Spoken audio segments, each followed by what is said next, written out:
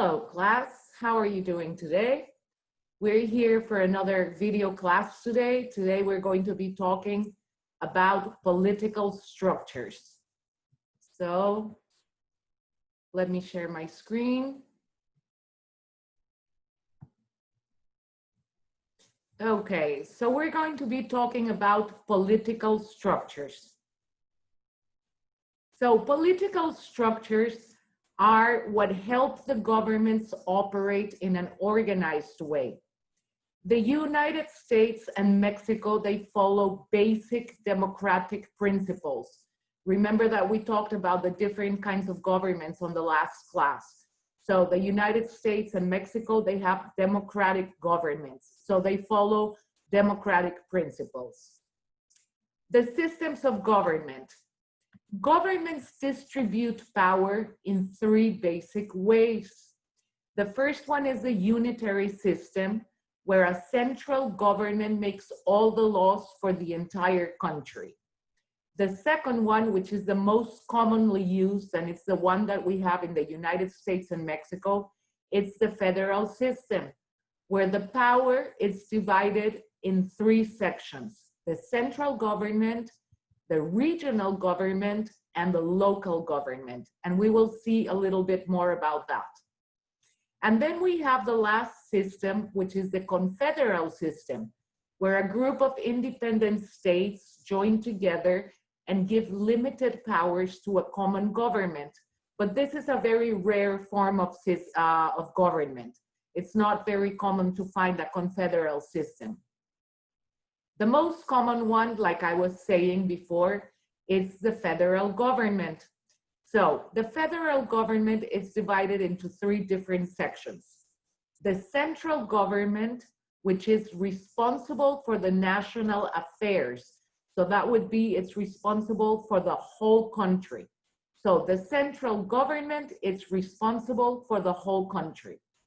Then we have the regional government, which is responsible of state or provincial governments. For example, in Mexico, every state, like Quintana Roo, Yucatan, Chiapas, Veracruz, every state in Mexico has a regional government.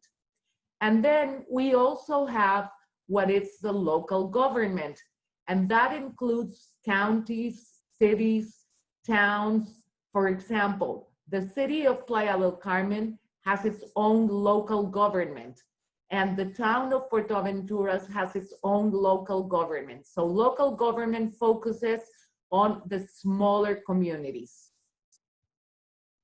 The principles of government. So every government has principles that affect the way it serves the people. Remember that the function of a government is to serve the people and to serve the country, okay?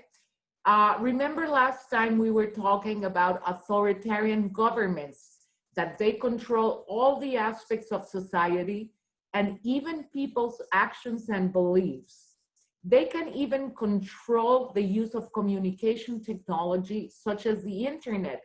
For example, in Cuba, which has a communist government, which is a form of authoritarian government, the use of the internet is completely restricted. There is only certain areas where there's internet service, but people cannot have internet service in their homes. And democratic governments act to protect individual rights and the common good. So remember, we also talked about what is a democratic government, in which the people elect their representatives, they elect their president, and the purpose of a democratic government is to protect the individual rights and the common good of all the citizens.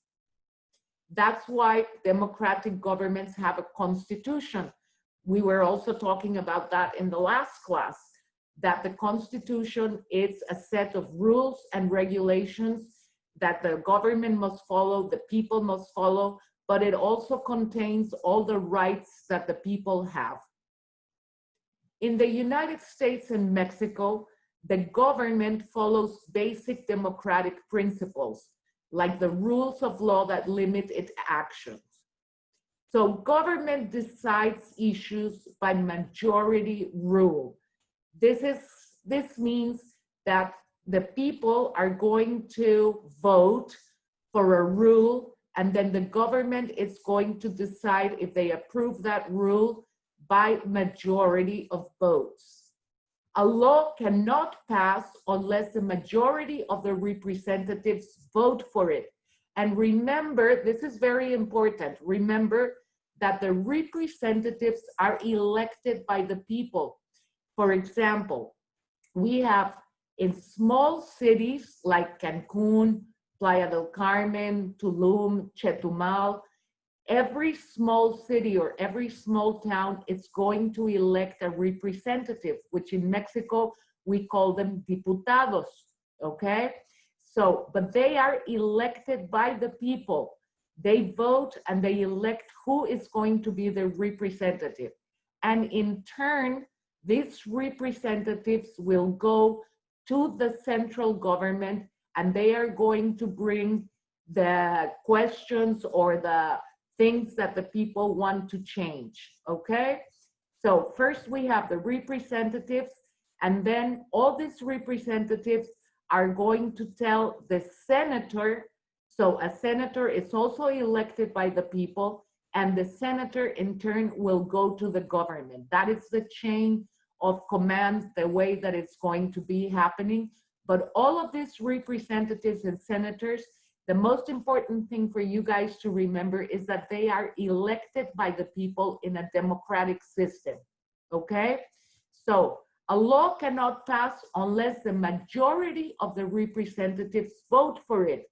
That means that the people have already voted for this law, and the representative is going to bring the decision of the people over to the central government, okay? So at the same time, the majority, even though there is a majority, they cannot take away the basic rights and the freedom of minority groups or individuals. So the government has to balance the majority rule with minority rights. What is a minority? A minority can be as small as one person or as big as 49% of the country. That would be a minority. And no matter how many people make up a minority or how different their opinions might be from the majority, they are still citizens who deserve equal protection by the law. So the minorities, they still have to be protected by the law, even if they are a small group of people or a small group of individuals. Here on the picture on the left, you can see a small group of indigenous people from Chiapas. And on the left-hand side, we have a Black minority from the United States. Here we have a poster, which is from an educational community where the students are asking for their opinion to be taken into account. So it's Black, minority, and ethnic students. But they also have to be represented in the government, and their opinions have to be listened to. Now, the branches of government, and we're talking about a democratic government. The branches of government, under the Constitution, the power is divided into 3 branches of government. So we have the legislative, we have the executive, and we have the judicial. This division, it's called separation of powers. And the Constitution also establishes limits for the power of each branch. So each branch is going to have limited power, not absolute power. So let's go and see each one of these branches. The first one is the legislative branch. So the function of the legislative branch is to establish laws. In a representative democracy like the United States and Mexico, the citizens elect legislative representatives to make decisions for them. It's what we were just talking about a little while ago. And the legislative branch also imposes taxes or required payments to pay for services and public goods that are owned by everyone in the country. Remember, we also talked about this on the last class, that the taxes that we pay as citizens or as businesses, this money goes to the government so that the government can use it for the public and the common good, like building roads, building bridges, public hospitals, public schools, take care of the streets, take care of the electricity on the streets, etc. The tax money has to be used for the common good of all the citizens. The next branch is the executive branch. So the executive branch is going to enforce the law.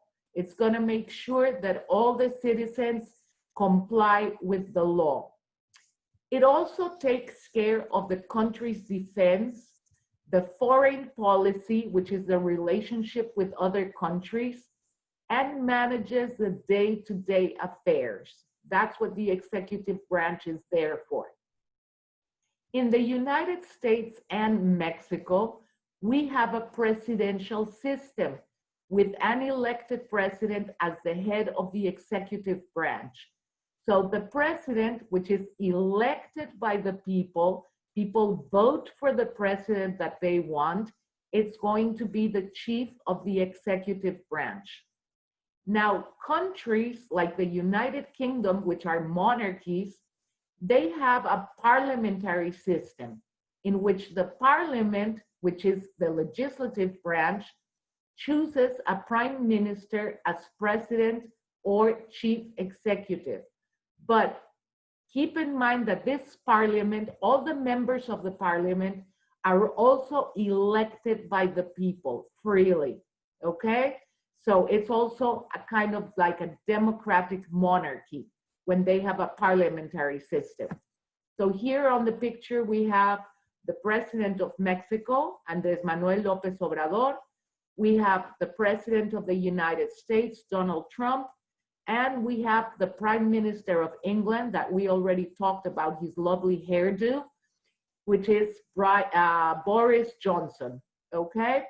So these three people, Andrés Manuel López Obrador, Donald Trump, and Boris Johnson, are the representatives of the executive branch of Mexico, the United States, and the United Kingdom.